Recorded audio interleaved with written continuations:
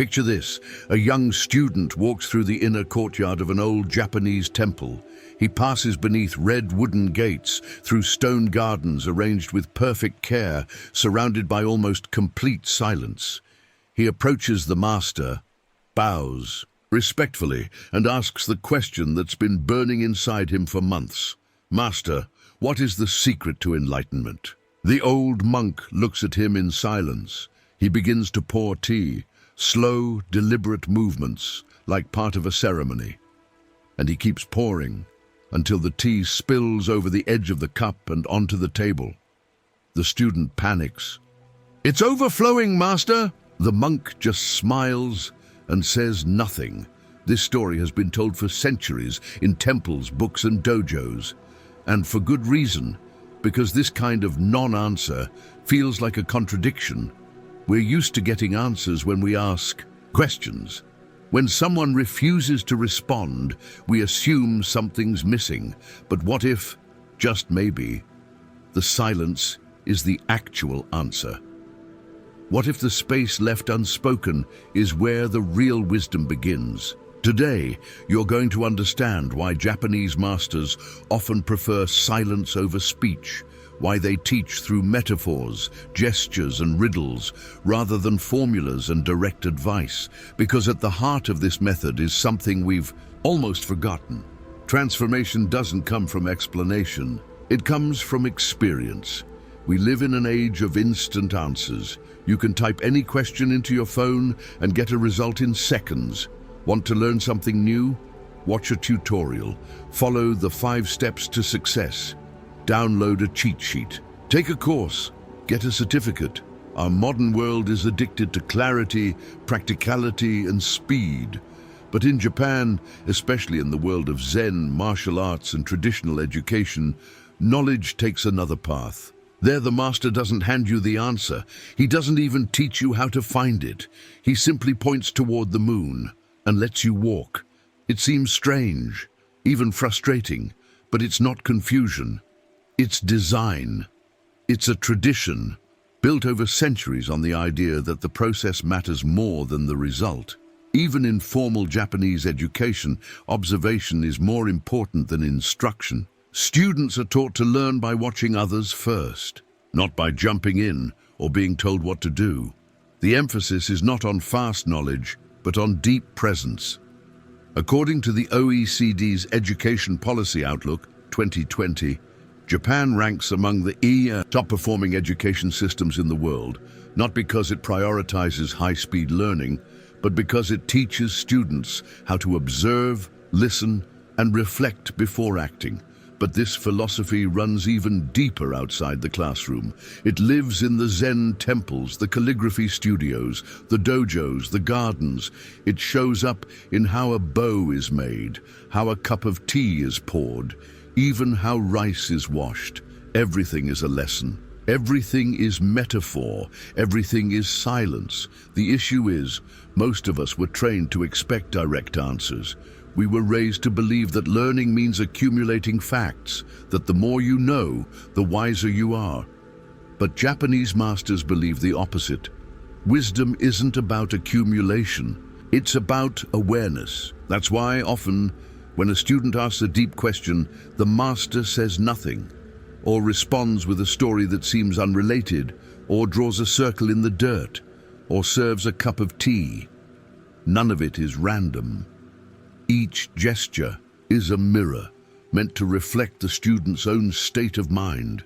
There's a Zen proverb that says, "The mind is like a teacup. Nothing more can be poured into it until it's been emptied." That's why masters don't rush to explain things.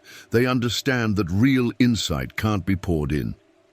Alan Watts, one of the key figures who helped bring Eastern philosophy to the West, said, "The menu is not the meal." The description of the experience is not the experience itself. You can read everything ever written about the taste of a mango, but until you eat one, you don't truly know. And that's the point.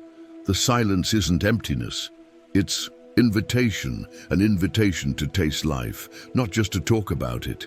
Now, let's talk about metaphors. In Japanese tradition, metaphors aren't used to decorate speech. They are tools for awakening. When a Zen master asks a koan, like, "What is the sound of one hand clapping?"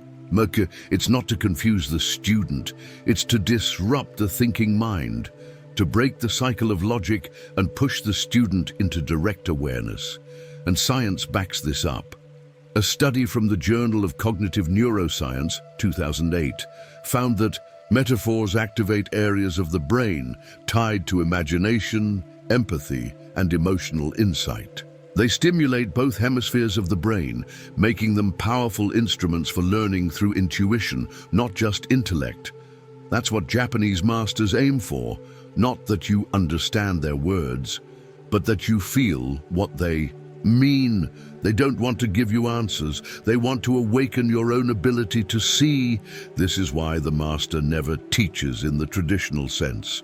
He doesn't say, "This is the truth." Instead, he says, through gesture, silence, or story, look, feel, wait, discover. That's why the lessons stick. Because they don't just reach your mind, they change your being. So here's the real question of this chapter. Are we willing to accept that the most important truths can't be spoken? Can we step away from quick tips, bullet points, and pre-packaged formulas, and instead live the question? Because that's what the master wants. Not to teach you facts, but to help you see that you already carry what you seek. He doesn't want to be your guide. He wants to be your mirror. In the next chapter, we'll explore why this isn't just a teaching method, but a philosophy of life. You'll discover how silence, paradox, and presence are woven into the spiritual traditions of Zen, Bushido, and Taoism, and why, in today's noisy world, they might be more necessary than ever. The master's silence isn't absence. It's the space where something deeper begins to grow. In the previous chapter, we explored the silence of the master, not as a lack of answers, but as a space for transformation. Now we go deeper. Why exactly do Japanese masters avoid direct instruction?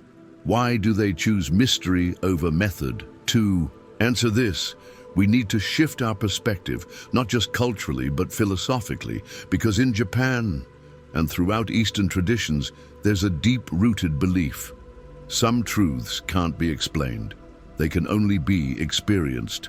In the Western world, our thinking has been shaped by logic. From Aristotle to Descartes, we were trained to break the world down into parts. We seek clarity, proof, order. We value step-by-step reasoning, measurable facts, and structured learning. But the East followed a different path. In Zen Buddhism, Taoism, and even in the way the samurai were trained, the goal of learning was never to collect knowledge. It was to become aware, to develop presence. And that can't be taught through formulas, only through direct experience. Zen Buddhism in particular holds a radical idea. Do not rely on words, go beyond teachings.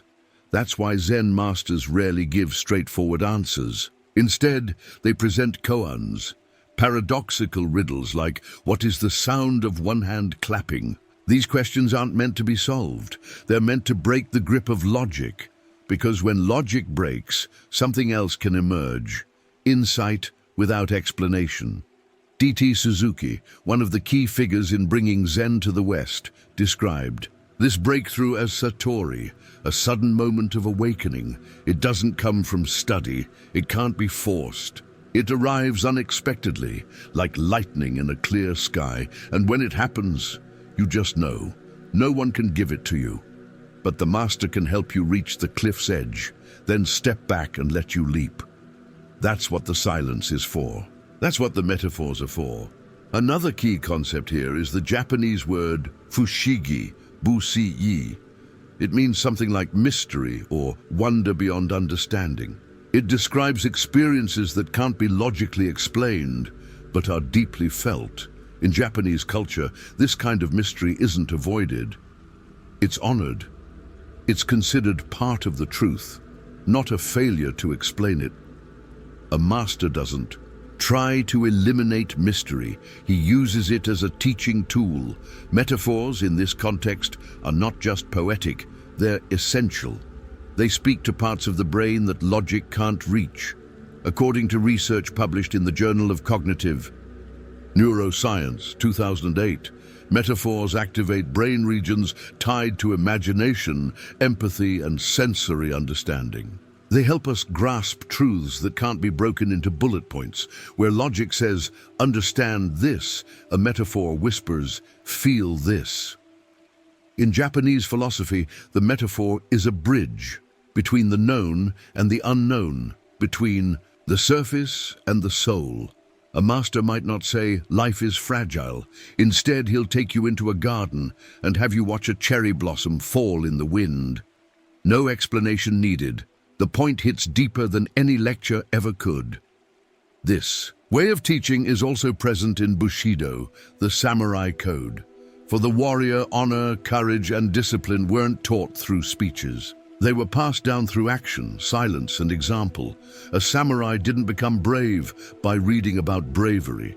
He became brave by facing fear day after day while his master observed quietly. And when the lesson came, it was often in a riddle. The bamboo bends but does not break. That one sentence could carry years of meaning, especially when spoken after defeat, failure, or hesitation. One of the most intriguing masters in Zen history was Ikkyu Sojun, a poet, monk, and provocateur. He broke rules. He taught in taverns among commoners. He wrote poems that were shocking, wise, and often hilarious. He believed wisdom wasn't found in temples, but in the chaos of real life. He once wrote, "Enlightenment is in dirty dishes, in street dust, in the place you refuse to look." His point? Truth doesn't need a classroom, it needs attention. This is the deeper reason Japanese masters reject formulas, because formulas offer control, but wisdom demands surrender. You can follow steps 1 through 10 and still not understand yourself. You can memorize everything and still miss the point entirely. That's why the master won't give you steps. He'll give you silence, a silence that makes you uncomfortable, that forces you to turn inward. In modern education, we now see this reflected in learning theory. Studies from the National Training Laboratories show that passive learning, like listening or reading, has retention rates below 20%. But experiential learning, learning through doing, failing, reflecting, can lead to retention rates as high as 90%. The masters of Japan always knew this. Long before research confirmed it, they understood. Real learning sticks when you live. It's not when you're told it. And so the master doesn't give you a fish. He doesn't even hand you a fishing rod. He takes you to the river and lets you get hungry, because hunger will make you notice the current, the movement of the fish, the weight of silence, the lesson in the cold water. And then you figure it out. It's not because the master wants to frustrate you, it's because he wants the wisdom to be yours, not repeated, not memorized, lived. This is the secret behind the silence. It's not a lack of knowledge, it's a different kind of knowing, one that respects your timing, your perception, your awakening. And it's why this ancient approach feels so foreign in our world of content overload, online tutorials, and endless noise. But maybe that's exactly why we need it now, more than ever. In the next chapter, we'll bring it all together. We'll explore how silence, mystery, and metaphor create not just a method, but a way of being. You'll see why, in a world obsessed with fast answers, the deepest transformation comes from slowing down, listening deeply, and trusting what can't be put into words, because sometimes what's not said is what changes you the most. At first glance, silence feels like emptiness. But in Japanese tradition, silence is not absence, it's a language, one that doesn't speak to the ears, but to the soul. Everything we've explored up to now, the quiet gestures, the riddles, The refusal to give direct answers is more than a teaching style. It's a philosophy, a way of seeing the world, a way of honoring the depth of what can't be said, and at the heart of that philosophy is a powerful truth. Real learning doesn't come from information, it comes from transformation. To understand. In Pao, we need to talk about a concept deeply rooted in Japanese aesthetics and spirituality. Ma-jian. Ma means the space between. It's the silence between two musical notes, the pause between spoken words, the gap between brushstrokes in a painting. It's the stillness between one moment and the next. And in Japanese culture, Ma is not just empty space. It's where meaning lives. In traditional ink paintings, you'll often see large blank areas.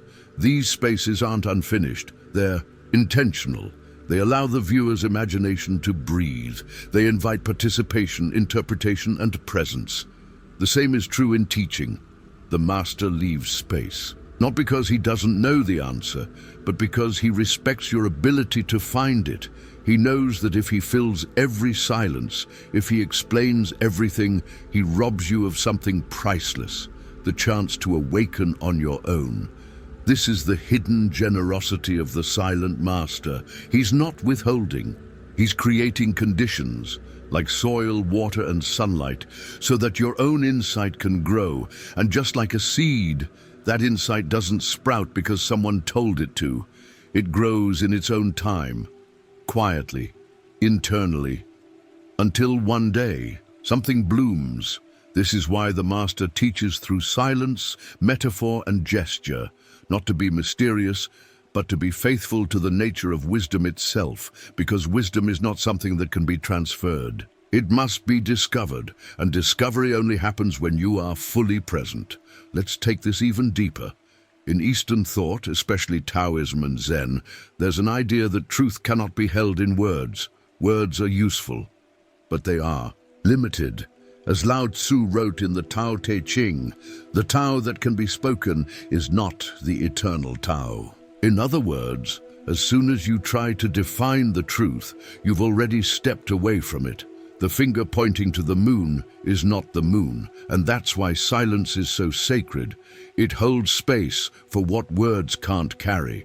Now think about the world we live in. We're surrounded by information, non-stop. News, updates, tutorials, podcasts, opinions. Everyone's talking. Everyone has a formula, a method, a shortcut. But with all this noise, how much of it actually changes you? How much of it stays with you after the screen goes dark? The masters of Japan offer something radically different. They slow everything down. They don't explain. They wait. They don't push. They observe. They don't hand you a map and they invite you to walk, because what they're teaching isn't content. It's clarity, clarity that rises from within, clarity that arrives not when you hear the answer, but when you become the answer. This is why the highest form of teaching is not instruction, but reflection.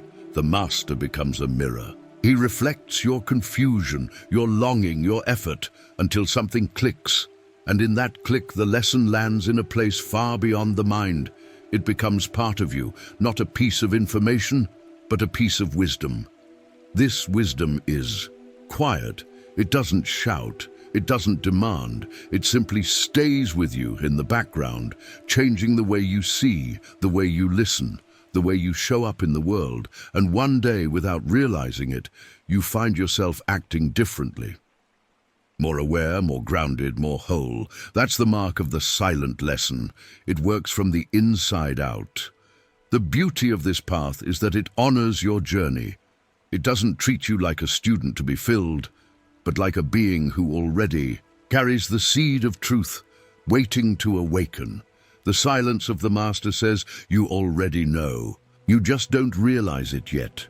And maybe this is what makes the Japanese approach so powerful. In a world that teaches us to chase answers, they teach us to trust the question. In a world that rushes, they invite us to slow down. In a world that shouts, they remind us that what's not said is often what matters most. So what can we take from all this? that not all silence is empty, that not all teaching needs to be loud, that sometimes the deepest truths arrive as a glance, a gesture, a story, or no words at all, and that's okay, because the Master is not here to explain life to you. He's here to help you live it fully, and maybe, in the end, the most powerful lesson of all is this: be still, be present, and listen to what can't be said.